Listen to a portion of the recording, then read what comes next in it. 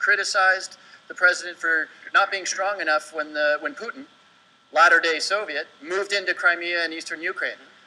Let's talk brass tacks here. Would you have had the U.S. military engage the Russians because they took Crimea? I would have had the United Nations get more involved quicker and talk about things like naval blockades, like no-fly zones, like sanctions, more sanctions, as opposed to just saying, you know what, that's bad Putin.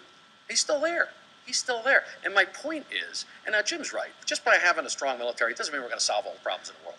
That I understand. But again, strength doesn't solve everything, but weakness solves nothing.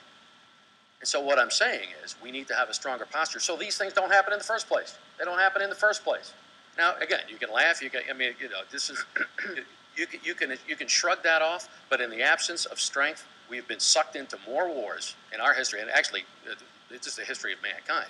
In the absence of strength, people get sucked into conflicts that they otherwise didn't have to get sucked into. So instead of saying, what's it going to cost to do this, it's going to say, what's it going to cost if we don't?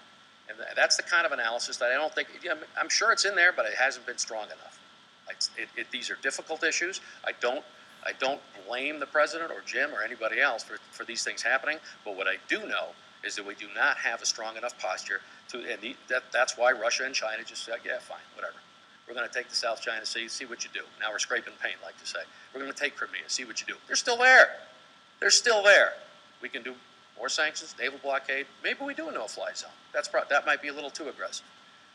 But we got to do something other than just saying, it's a darn shame. Look what they did in Crimea.